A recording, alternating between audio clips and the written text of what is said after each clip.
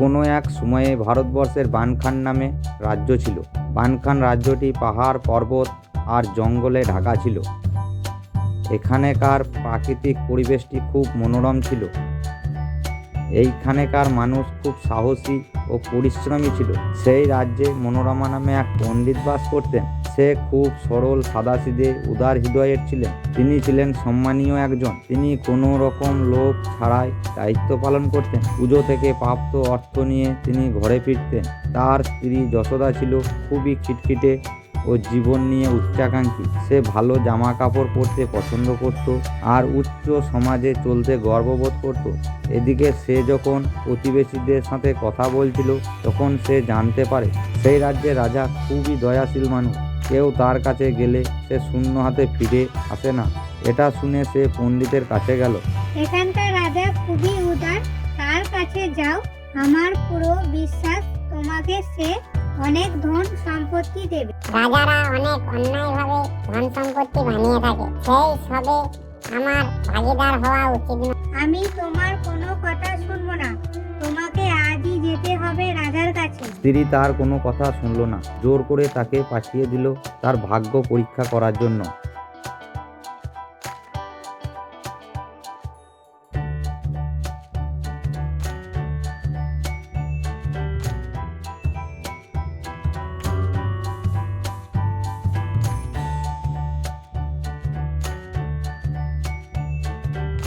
মনোরমা রাজার কাছে গেল।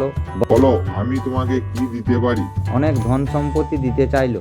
আমার কোনো ধন সম্পত্তি চাই না, আমি কেবল আপনার উপার্জনের 4টি মুদ্রা আমার কাছে রাখতে চাই। তুমি একজন আশ্চর্য মানুষ। লোকেরা যখন আমার কাছে আসে তখন তারা সোনাদানা, প্রচুর অর্থ, বহু মূল্যবান পাথর চাইতে আসে, আর তুমি এত অল্প জিনিসটি আমাকে অপমান করছো। তাই তুমি অন্য কিছু চাও?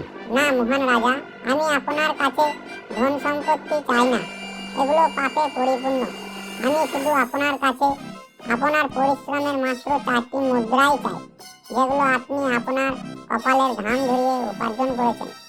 আর কিচ্ছু চাই না। মনোরমার কথা শুনে রাজসভা পুরো নিস্তব্ধ হয়ে গেল আর রাজা হয়ে গেল বিভ্রান্ত।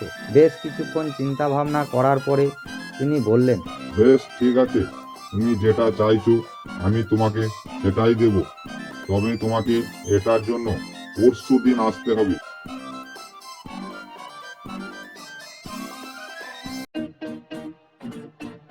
সেদিন সন্ধ্যায় মনোরমা যখন বাড়ি ফিরল তখন তার স্ত্রী আগ্রহের সঙ্গে জিজ্ঞাসা করলো, মহারাজ তোমাকে কি দিয়েছেন? তিনি আমাকে পরশুদিন আবার যেতে বলেছেন। চমৎকার, মনে হচ্ছে উনি তোমাকে অনেক ধন সম্পত্তি দেবে। যদি অল্প কিছু দেওয়ার হতো তাহলে উনি আজকেই দিয়ে দিতেন। এদিকে রাজা ভাবছিলেন কি করে নিজের উপার্জন করা 4টি মুদ্রা পাবেন। তিনি কখনো নিজে কাজ করেনি। তিনি কেবল অন্যদের আদেশ করতেই শিখেছিলেন। তিনি গভীর চিন্তায় ডুবেছিলেন।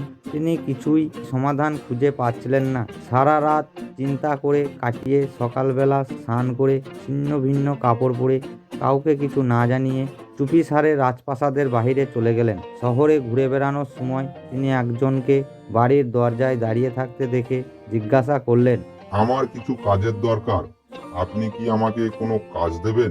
তুমি কি জল নিয়ে আসতে পারবে? আমার বাড়িতে কোনো পাইপ লাইন নেই, আমাকে ওই পাবলিক ট্যাপ থেকে এটা নিতে হয়। মহারাজা তৎক্ষণাৎ রাজি হয়ে গেলেন। লোকটি তাকে মাটির পাত্র এনে দিয়ে জল ভরে নিয়ে আসতে বলল। এদিকে রাজা কঠোর পরিশ্রম করতে একেবারেই অভ্যস্ত নন। ট্যাপ থেকে লোকটির বাড়ি পর্যন্ত কয়েকবার যাতায়াত করার পরেই ক্লান্ত হয়ে পড়লেন। যদি তুমি এই গতিতে কাজ করো তাহলে ট্যাপ শুকিয়ে যাবে আর আমার জল ভর্তি হবে না। তাড়াতাড়ি করো। আমার দুঃখ হচ্ছে যে আমি তোমাকে কাজে রেখেছি।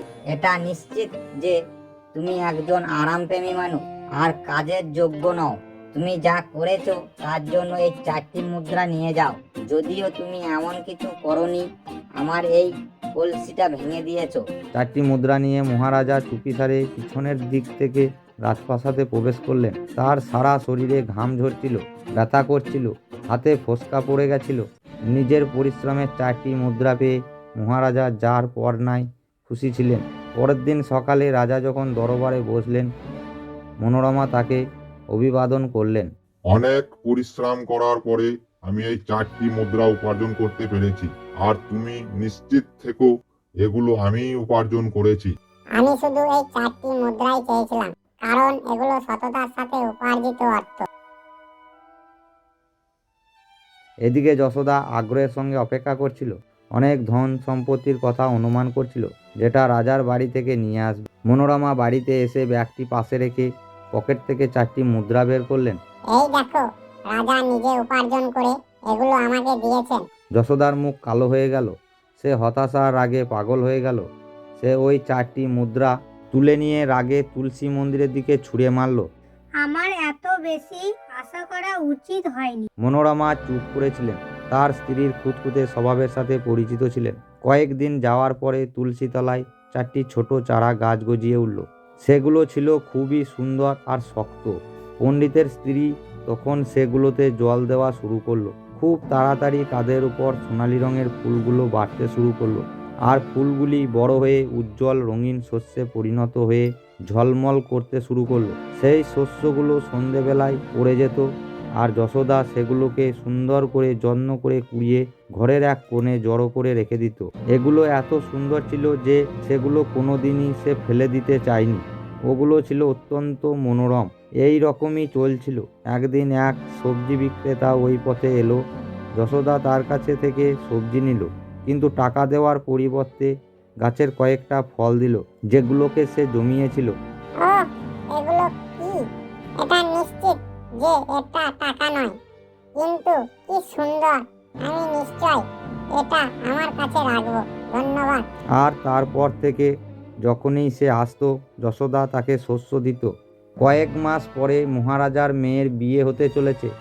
তখন রানী মুক্তোর মালা বানানোর জন্য ভালো আকারের মুক্তোর দরকার পড়ল। যখন রাজার লোকেরা মুক্তোর খোঁজ করতে বেরোলো, তখন তাদেরকে বলা হলো মুদির কাছে ভালো আকারের মুক্তো আছে। রাজার লোকেরা বিশ্বাস করতে পারছিল না যে একজন মুদির কাছে মুক্তো থাকবে, কিন্তু তারা দেখার জন্য শুধুমাত্র সেখানে গেল। একেবারেই সত্যি, মুদি তার বাক্স থেকে সোনালি রঙের মুক্তো বের করে দেখালো, যেটা তাদেরকে চমকে দিল। তুমি এটা কোথা থেকে পেলে? এখানে একজন সবজি বিক্রেতা আছে যে আমার কাছে আসে। আমি এগুলো খুব কম দামে কিনেছি। হয়তো সে এগুলোর আসল মূল্য জানে না। রাজকর্মচারীদের কৌতূহল বেড়ে গেল। তারা সবজি বিক্রেতার কাছে গেল, জানতে পারল পণ্ডিতের বাড়ি থেকে পেয়েছে। তারা ফিরে গিয়ে মহারাজাকে সব কথা জানালো। যাও, গিয়ে পণ্ডিতকে আমার কাছে নিয়ে এসো।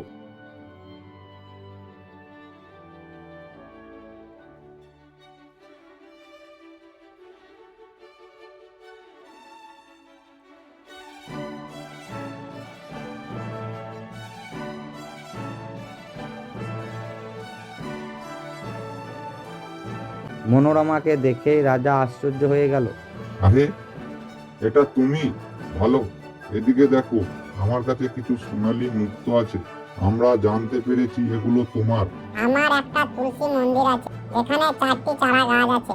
প্রতিদিন সন্ধ্যায় ঝুড়ি ভর্তি এগুলো পড়ে, আর আমার স্ত্রী এগুলো প্রতিদিন পরিষ্কার করতে করতে ক্লান্ত হয়ে পড়েছে। আপনার পছন্দ মতো অনেকগুলো নিতেই পারেন। মহারাজা আশ্চর্য হয়ে গেলেন আর ভাবলেন পণ্ডিত হয়তো ভ্রান্ত ধারণা করছেন।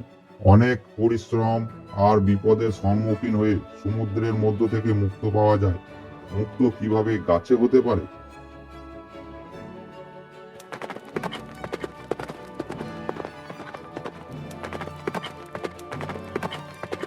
পণ্ডিত রাজাকে তার বাড়ি নিয়ে এলেন। একেবারে সত্যি। চকমক করে মুক্তোগুলো 4টি গাছের নিচে ছড়িয়ে আছে, আর কতগুলো গাছের চকমক করছে। আচ্ছা, বলো তো কোথা থেকে তুমি এই গাছের বীজ পেলে? মনোরমা তার দিকে শান্তভাবে তাকালেন আর মাথা নাড়ালেন। আমরা ছোট্ট একটু খুঁড়ে দেখি কোথা থেকে জন্মাচ্ছে। সুতরাং মাটির কাছাকাছি গিয়ে মাটি খুঁড়লেন আর অবাক হয়ে দেখলেন সেই 4টি মুদ্রা থেকে গজিয়েছেন গাছ, যেগুলো তুলসী মন্দিরে ছিল। এগুলো সেই মুদ্রা যেগুলো রাজপ্রাসাদ থেকে ফিরে এসে আমাকে দিয়েছিলে। আমি তুলসী মন্দিরে ছুঁড়ে ফেলে দিয়েছিলাম। মনোরমা রাজাকে পুরো ঘটনা বললেন। রাজা শুনে বিস্মিত হয়ে গেলেন। যদি 1 ঘন্টা পরিশ্রম করে এরকম দুর্দান্ত ফল পাওয়া যায়, তাহলে প্রতিদিন পরিশ্রম করলে আরো কত পাওয়া যাবে। মহারাজা চিন্তিত মনে রাজপ্রাসাদে ফিরে সোজাসুজি রানীর কাছে গেলেন। কিছু হয়েছে নাকি? আমি তোমাকে কিছু বলতে চাই। রানী যখন মুক্ত ফুলের কথা জানলেন তখন অবাক হয়ে গেলেন। আরও অবাক হয়ে গেলেন যখন শুনলেন মুদ্রাগুলো রাজা উপার্জন করেছিলেন। আপনি কাজ করেছিলেন, ভূখণ্ডের শক্তিশালী রাজা ধান ঝরিয়েছিলেন। হাসি বন্ধ করো। আমার তোমার সাহায্যের প্রয়োজন। আমি কঠোর পরিশ্রম করে অর্থ উপার্জন করতে চাই। আমি কাজ করব। অন্যের তুলনায় আমার কাজটা কতটা ভালো, সেই অনুযায়ী আমাকে বেতন দিতে হবে। রানী এটা শুনে অবাক হয়ে গেলেন। রাজার সঙ্গে এ ব্যাপারে কথা বলতে চাইলেন, কিন্তু কোনো লাভ হলো না। শেষ পর্যন্ত এটা আপনার অর্থ, তাতে কোনো কিছুই যায় আসে না। প্রাসাদের লোকেরা অবাক হয়ে গেল যখন রাজাকে তাদের পাশে কাজ করতে দেখলো। তারা হাসাহাসি করছিল রাজাকে এই অল্প জিনিসের জন্য ঘাম ঝরাতে দেখে। কিন্তু খুব তাড়াতাড়ি এ কথা ছড়িয়ে পড়ল। পাশাপাশি এটা নীতিবাক্য হয়ে উঠল। আমি এখানে থামতে পারি না।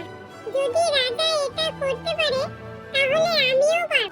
এমনকি যশোদাও তার যা কিছু আছে তার মূল্য বুঝতে শুরু করলো। সে কোনো অভিযোগ করতো না। এভাবে মনোরমা সুখে শান্তিতে জীবনযাপন করতে লাগলো। নীতিবাক্য এটাই হলো, কোনো কিছুর জন্য কঠোর পরিশ্রমী প্রশংসার যোগ্য হতে পারে। বন্ধুরা, এই গল্পটি শুনে আমরা অনেক কিছু শিখলাম। আর এই গল্পটি তোমাদেরকে ভালো লাগলে আমার চ্যানেলটাকে সাবস্ক্রাইব করে দিও আর একটা লাইক দিয়ে দিও।